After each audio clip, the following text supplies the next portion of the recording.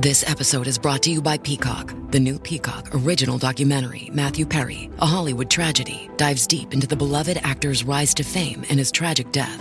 5 people, including Perry's personal assistant, 2 medical doctors, and an alleged Hollywood drug dealer known as the Ketamine Queen, were charged with conspiracy to illegally provide Perry with the ketamine. Explore the details of the case in this heartbreaking special, streaming now only on Peacock. At T-Mobile, our critical mission is providing unparalleled 5G coverage for when connectivity is mission critical. Introducing T-Priority, America's best 5G network experience for first responders, even in times of congestion. More capacity, faster speeds, better coverage. T-Priority from T-Mobile, built for tomorrow's emergencies, ready today. Discover more at t-priority.com. For qualifying organizations on eligible rate plans, coverage not available in some areas and may be impacted by emergencies. They had a wonderful relationship, as the 63 years would testify, and the daughters all remember him fondly. He was to them their hero. And now these girls are my heroes. These sisters of mine are my heroes. They obviously lived in a home environment that was loving and accepting and kind and thoughtful, because they couldn't have treated me in the way they did had they not learned that kind of capacity as children. So I see them as a reflection of our Father. Imagine spitting into a tube, sending off your DNA, and unknowingly turning your life upside down. For me and thousands of others, this is our reality. I'm your host, Alexis Auerselt. In July of 2021, I discovered that I am an NPE, someone who has experienced a non-paternal event. In other words, my biological father isn't who I thought he was. This podcast shares the journeys of people who were shocked by a DNA discovery, mostly through modern DNA testing. We're telling the stories of NPEs, adoptees, and donor-conceived people and their families. This is DNA Surprises. When Mark received a call from who he believed was a newfound half-sibling, he wasn't surprised. Little did he know that this revelation would lead him to his own NPE journey. In this week's episode, Mark shares how he uncovered his truth, how he connected with his family, and how he finds peace with his mother, who died before he could speak to her about his DNA surprise. He also offers valuable advice to parents and NPEs, particularly to men. Thank you, Mark, for sharing your story. My name is Mark. I am 59 years old, and I am from Tennessee. Well, I guess every DNA story has a starting point, and here's mine. I was traveling out of state and received a text from a friend of mine who asked me to call him because he had an interesting story to share with me. I was driving on an interstate. So I didn't expect any heavy conversation, so I gave him a call right back. And after a lot of small talk, he proceeded to share with me that he had given a DNA test to his older sister as a Christmas gift, and that she had received some results that were surprising to her. He described her as kind of the genealogist in the family, and she was a great detective using whatever tools, social media, the ancestry account, whatever tools that she had available to her, and was able, she thought, to determine who her biological father was, and had reached out to this individual. And he had supplied his DNA, had done a test, and they were able to confirm it. When once that was done, my friend said he went through the DNA process himself, and lo and behold, the same individual that was his sister's biological father was his as well. Well, the real twist was that was my father that they were referring to, and I had no earthly idea. And keep in mind, these are people that I knew. I went to high school with the older sister. The younger person was a friend of mine. They had lived across the highway from us in town, and somebody I've known for quite some time. So in some ways, I feel fortunate that I didn't end my life on the interstate crashing. So I pulled over to the side of the road to have a more concentrated conversation. Had you remained close with this friend throughout your life? I mean, how you'd known him since high school, or had you known him before that? Well, I'd known the sister since high school, and he's a little younger, so he and I became acquainted as adults. Were we close? No, but we were certainly on good terms, and he had my phone number and I had his, and so we talked from time to time. It wasn't anything big deal, and I didn't expect the conversation that we had to come to that sort of turn, for sure. Did you find out more? Like, what happened next? Well, I can't say that I was terribly surprised to find that I had new half siblings. My father had a much older half sibling from a different relationship that I was aware of ever since I was a youngster, and had a much younger than me half sibling after my parents had divorced. So there was another child in there. So when I woke up that morning, I knew I had at least two half siblings and a full sibling that I had grown up with. And so to have two more added to that bunch, I guess it wasn't all that shocking.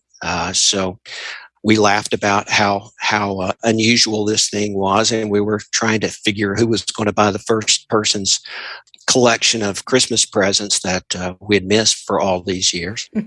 But something interesting did come out of the conversation, and part of it was that he didn't know that I had done a DNA test myself and had used the same company that he had used. And I was not an active member. I had done this back in 2015, and my telephone call with my friend was in May of 2021, so not all that long ago. But I knew I hadn't received any messages from Ancestry saying that I had new DNA matches that were that close. So he texted me a screenshot of what his DNA match profile looked like. And he included within that not only himself and his sister, but a few other persons that were slightly less connected. And I wasn't on there. And that certainly changed the tone of the conversation. Had I been on there, we would have been half siblings, but the fact that I wasn't meant that there was something askew. So he just kind of blurted out. He said, "Well, you're the adopted one, right?" I had no earthly idea what he was talking about. I had seen my birth certificate many times. I did not think I was adopted. In fact, I knew I was not adopted by that birth certificate and the fact that no one had ever told me otherwise. But I had another 3 hours drive to contemplate that. So I got on the phone with his sister and asked her about the adopted thing. And she said, "Yeah, your dad told me that you were adopted, that he married your mother knowing that she was pregnant with somebody else's child, and that he just thought you knew." So I found out that I was, and the word adopted is the word that my birth certificate father chose to use, not the word that I'm choosing to use, but it was the way it played out.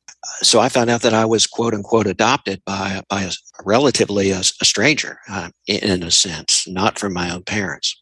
So you went from kind of this lighthearted conversation of, "Oh, yeah, I've got a couple other siblings out there," to, "I don't actually have these genetic siblings and I'm adopted." Yeah. What was that thought? Like, what were you feeling as you got that information? In some ways, numb is probably a good way to describe it. And again, I'm so grateful that I made it home, driving through the thick traffic, and thankfully I'd made that drive many, many, many times before. So I was on autopilot. But as I was driving home, things that I had suppressed, I guess, for many, many years started to kind of creep up into my consciousness. Part of this was the fact that my birth certificate father and me are completely different people. There has never been two more people different than he and I are. And people that knew us both well would commonly say to me, you got to be the milkman's son. You and your father are nothing alike. And my wife has known my birth certificate father now for 35 years. And she never once in those 35 years had said that she thought that we were related. She always thought that we weren't. Those are sentiments that I had always shared but suppressed. Mm-hmm. He was 6 feet plus, I'm 6 feet plus. That's where the similarities ended. Almost everything about us, our temperament, our personality, our worldview, there was just so much about who I am as a person was so different than who he is as a person. And I could not ever shake that feeling. And it was so problematic for me that I began reading about nature versus nurture and how much of this part of who he is will I inherit and later become that. So in some ways, I lived fearful that I would be inheriting some of those temperament and personality predispositions. He says that he adopted you, but your mother, she was pregnant, so she is your biological mother. Yes. Were you able to ask them what happened or confront them? Yeah, good question. My mother passed away in 2017. I had done the ancestry test in 2015. So 6 years had gone by. I had all the information that I needed 6 years ago, and I never bothered to check it because I was doing the ancestry for two primary reasons. One of them was because I was ethnicity curious. And there was this family legend of having a Cherokee in my family. And here in Tennessee, that's a big deal. And I looked at myself as kind of a bland character with primarily Western European roots. And I thought, well, it'd be exciting to have something beyond that. But that turned out to be nothing, which is the usual case here. Right. And the other reason is my mother was her family's genealogist and had collected a treasure trove of artifacts and archives and photographs and scrapbooks about the family. And I kind of, I guess, inherited that predisposition from her. So I joined Ancestry for the ethnicity part and for the extensive genealogical database. I did take a peek at the DNA matches, and I matched rather close with somebody that I didn't recognize. So this would have been in 2015, and that person I was able to determine he's much younger than me and lived in Central Florida. I knew that my parents, both from Tennessee, had both independently lived in Central Florida during the late 50s and the early 60s. And the first assumption I made was erroneous, but I thought perhaps I had another half-sibling out there somewhere as a result of my father. Okay. So I did a little bit of investigation about this close match individual that had about 1,000 centimorgans. So that would have made him really close. Mm-hmm. And I determined that most of the actors in his family, his parents and siblings, all were still alive. And I did not want to be the person to jump into a situation that would create chaos in somebody else's life. So I just closed that DNA match chapter in my computer and I never opened it again. I never, ever looked at it until 2021. And all of a sudden, as I'm driving home, the DNA match thing, which I had initially blamed on my father, now made sense that it was actually my mother. And the connections were from that side, not from my father's side. So I owe him an apology for my thoughts back in 2015. But no, my mother had Alzheimer's at 2015. So even if I would have figured it all out then, I couldn't have asked her about it because she was far enough along. And she died in 2017, and my biological father died in 2017 as well. Oh, wow. So you were not able to connect with them. Were you able to connect with your birth certificate father? Well, we've been estranged for many years. The differences between us have created some gaps, and I don't know that we've spoken really in 5 or more years. So I can't foresee a time in which I'll be reaching out to him about this. And really, it doesn't matter much. I know that there will be a lot of why questions that would never be answered, and it's okay. I am not able to jump back to the 1960s, early 1960s, and understand the context of what was going on. I'm not angry about it. I'm not upset. I'm not sad about it. It's just one of those things that I'm 60 years old now, and I just don't have room for those kind of emotions in my life. Some questions are just never meant to be answered, and there's no point for me dwelling on those. That's a really interesting perspective. What happens next? Do you decide to reach out to family? What do you do next in your kind of investigation of where you come from? I was very fortunate in that this revelation to me was in many ways liberating.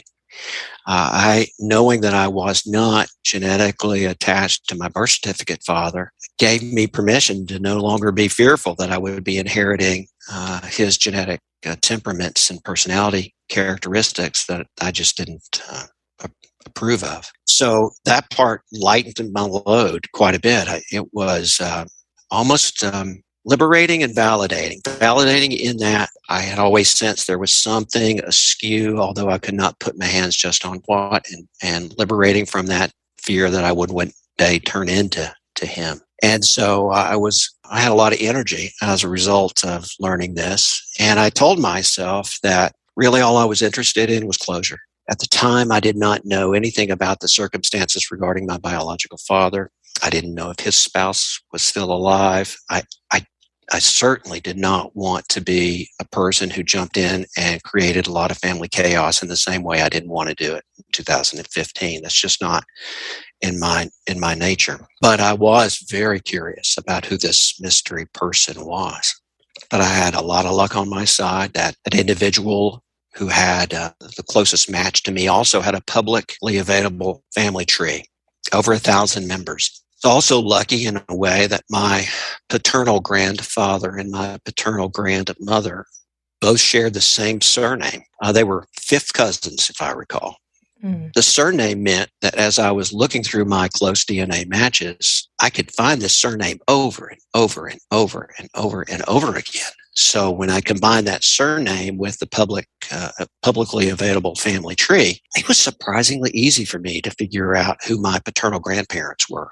So surprising, though, that at some point down the line, I contacted a search angel, a DNA angel, to help me with this. So as I'm reviewing the genealogy from this close relative, I thought that given his centimorgan relationship with me, that he was going to be a half-nephew.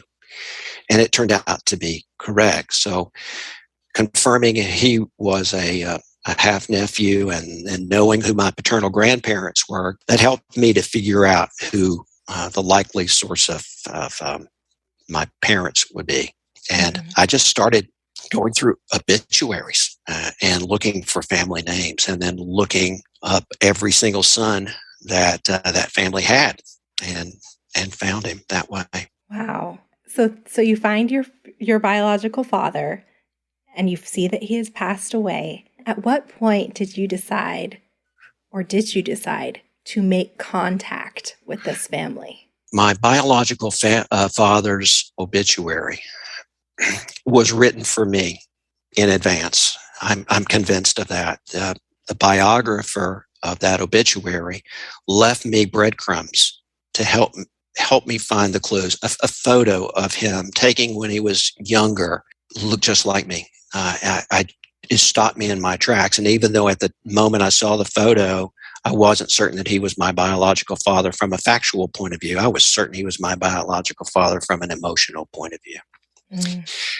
I knew where my mother had worked and when in Florida, and within the obituary, where he had worked and when was labeled, and it matched up perfectly. So I was absolutely convinced that this was the person. And before I decided to reach out to to family members, that's when I contacted the search angels, because I just felt if I was going to reach out to another family and potentially cause them stress, I needed to be 100% certain that the knowledge that I had was the correct one. And within hours of them looking at my DNA, and they couldn't find a thing wrong with my proxy tree that I had created, and everything that I had determined they found was factual. They suggested that I contact one of my my new siblings to get a DNA test, just mostly for their peace of mind, and it turned out to be a good choice. But I told myself again that my goal was closure. But the closer I got to finding out my biological family, there was just an irresistible, undeniable urge for me to go further than that and to reach out to them specifically. Within a week of finding out, within a week, I'd already made some inroads in that regard.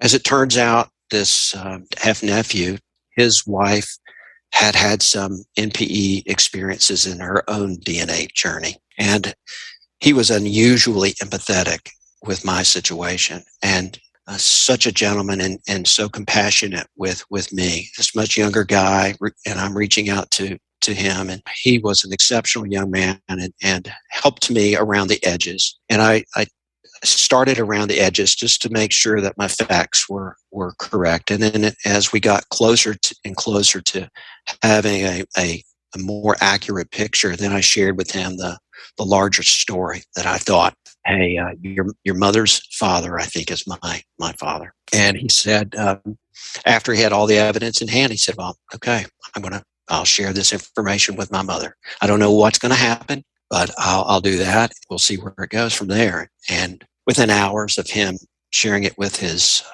mother then shared it with her sisters, and one of those sisters was reaching out to me. I found that I have 5, and I'm just going to call them sisters rather than half sisters. It just feels better on the tongue. Mm-hmm. I have 5 sisters. One of them passed away years ago. So 4 living sisters, all living in Florida. They, one by one, over the course of the next several weeks, reached out to me either through social media or through just a pen to paper. And all of them were so warm and so inviting and so loving, so compassionate. Not a single negative thing was found in those communications, not one.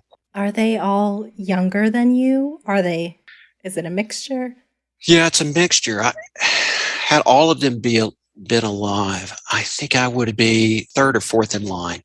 Right now, for sure, I'm square in the middle. Okay. Were they able to give you any insight into your father? Oh, so yes. The very first contact that I had from one of them was an explosion of photographs of my father, our father, and various ages.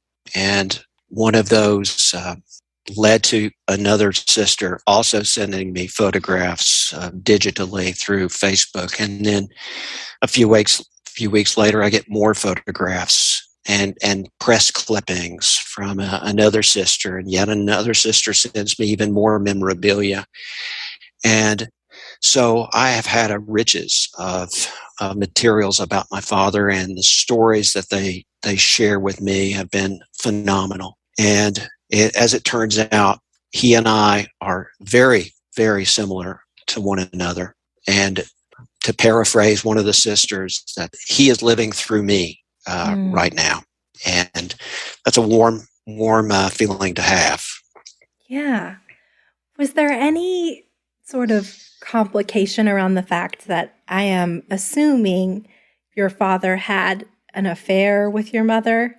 Yeah, I worried about that a lot. And I think I'd like to say that before I reached out to the family, I wanted to make sure that my biological father's spouse had passed as well. And she passed in 2018. So I wouldn't have reached out at all had she still been alive.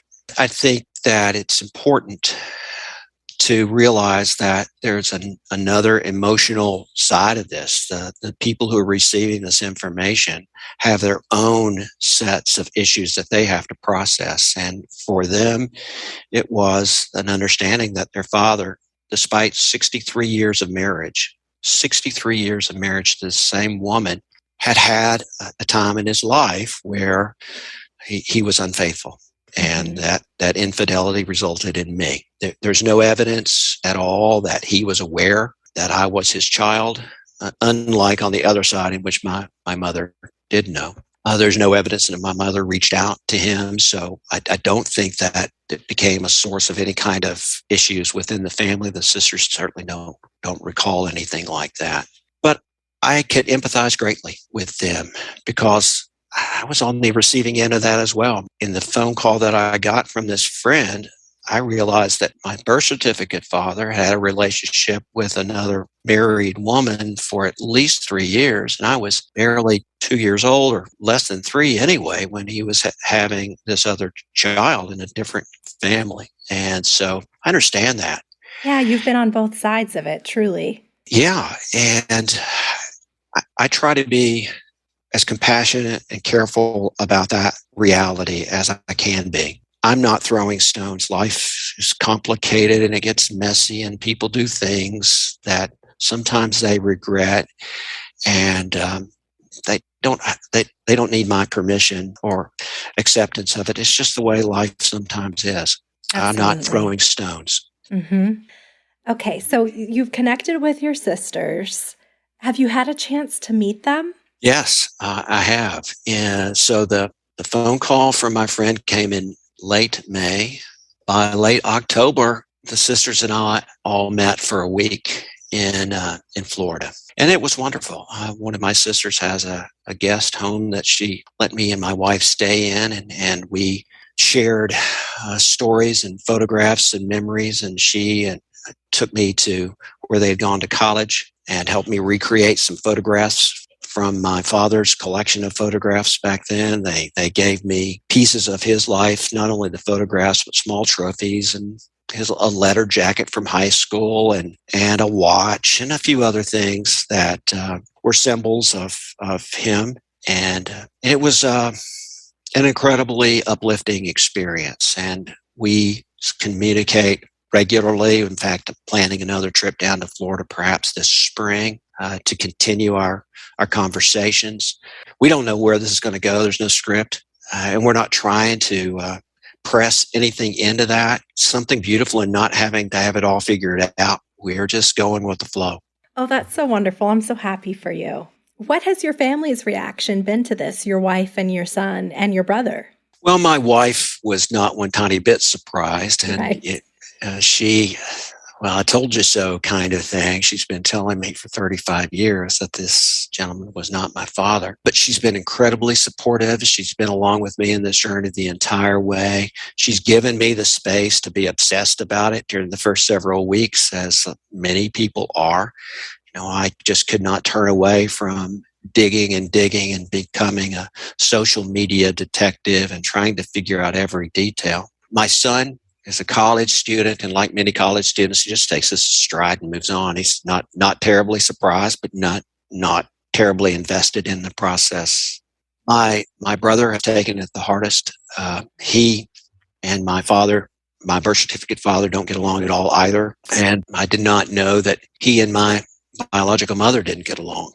I just didn't know that. And for him, I was the only person left in the family that did. And somehow he was threatened, the fact that we weren't genetically full siblings. And for him, his definition of family is different than mine, and different definitions of what brother means and father means. And I'll have to say that I'm not completely solid on what my definitions are just yet. But he's working his way through it, and I'm trying to be reassuring that because of the genetics, it doesn't change any of the family relationships otherwise. Yeah. But friends have been supportive. I've not had much in the way of negativity, other than the fact that some people who think they're trying to say something nice end up being completely out of bounds in their comments, but it's not personal. Yeah. What's an example of that? Because I think as NPEs, we hear a lot of that. So I think maybe that's helpful for people to hear. Yeah. So I told my story to some folks that I thought were empathetic, and most of them were, and one of them wasn't. And his comment was, well, nothing's changed really then, right? Nothing has changed, but everything has changed. Right. Part of my own issues early on was projecting onto other people what emotions they should have and reactions they should have. And when I stopped doing that, because I always walked away disappointed in some way. They didn't care as much, or they didn't understand as well. And so I felt guilty that I wasn't a good storyteller, or that I just wasn't saying the right words. I didn't possess the vocabulary. I was failing words. But then I realized I was just projecting what I wanted them to do or to say or to be onto them. And when I stopped projecting, then I felt much better about it. There's just no way that anybody can fully understand this. No. And there's no sense in me getting upset when they don't. It's just expected. You seem like you're in such a peaceful place with your mother, specifically, given that, she knew and didn't tell you. And I know you touched on it earlier in terms of it was a different time and you don't hold anger about it. But how did you get to that place? Were you just always there, or have you kind of reached a point where you accept? That's an excellent question, and I don't know that I could answer that fully. But what I can say is that I know how my mother grew up. She grew up in a very mountainous community without electricity, without indoor plumbing. Her father died very early. She and her family were very, very poor. I know I saw a census report from 1940 in which her father said that the entirety of the year they made $200 in that census year. So it was a very, very tough life. And Mom had, fortunately, some academic gifts, which she ultimately parlayed into high school graduation. And then after that, college. A benefactor from her church helped her, and her father had passed away by this time, with some tuition. And Mom couldn't afford to travel. This little mountain community was very, very small, very, very Bible Beltish, raised in the Presbyterian church. And so when she had the opportunity to leave this region and kind of grow as a person, she ended up in a much larger area. And, things happen. You experiment, you do things you ordinarily might not have wanted to do, but you did. And when she decided to return back to this region to have me, she would have been a single pregnant school teacher in the middle of central Appalachia in the Bible Belt. It must have been terrible for her. And she must have been very afraid about what that would be for her. And I can't put myself into those shoes. I don't have those lived experiences as she did. And she must have felt terrible about it and a failure.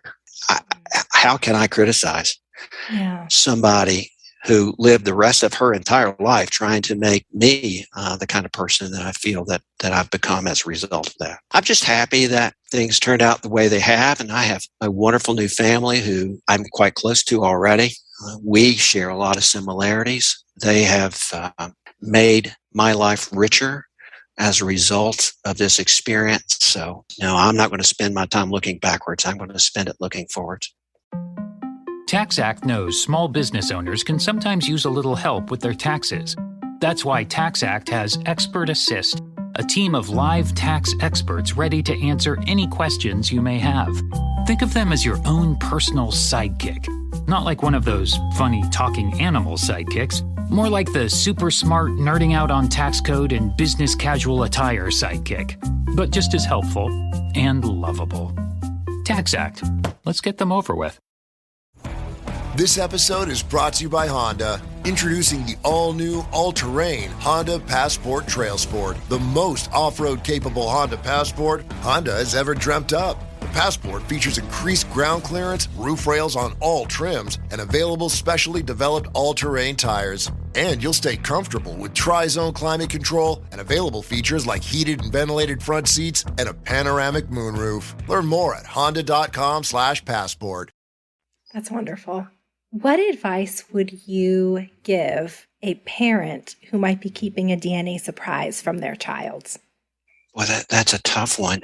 First of all, I think all of us would acknowledge that every individual has the right to know about their biological family. But that said, I do think that every circumstance is different, that the age of the child, the maturity of the child, the life circumstances, the situation of the parents probably advise them to consult a skilled family therapist to help walk them through this process about sharing the information with their child about when, where, and how. The why seems easy because they have the right. The rest seems a bit complicated.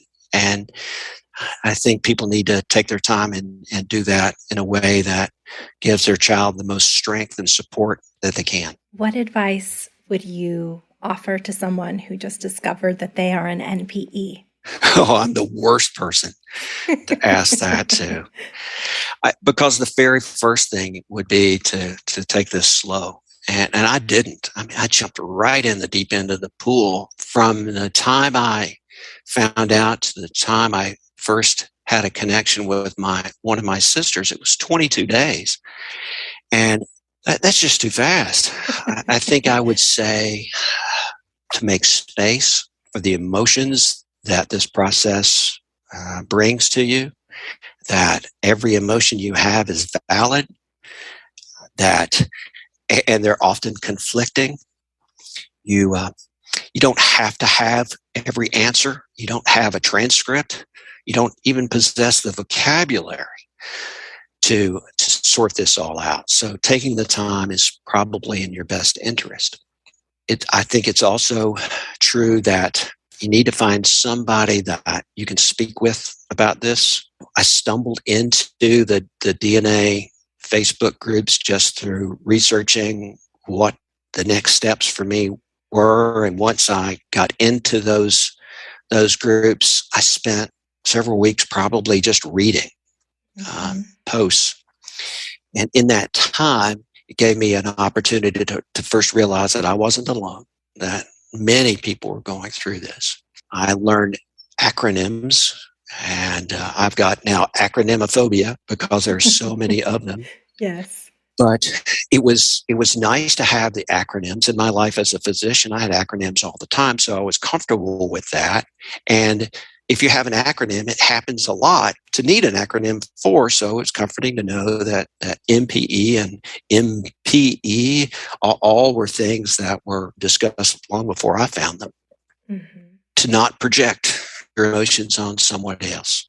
They just don't possess the capacity to understand what you're going through, particularly in the beginning. So finding someone who is a deep listener is probably in your best interest. For men, that it's okay to have these kinds of conversations, that it doesn't make you less of a person, less masculine for having these kinds of communities to have support with, that the women that I have found in my life now, these new sisters of mine, are some of the strongest people that I know. And I'm grateful for them. And the women predominantly in the support groups, the DNA MPE groups, have been phenomenal. And they too are my superheroes. So I hope that everyone has a story like mine, but I know that most don't.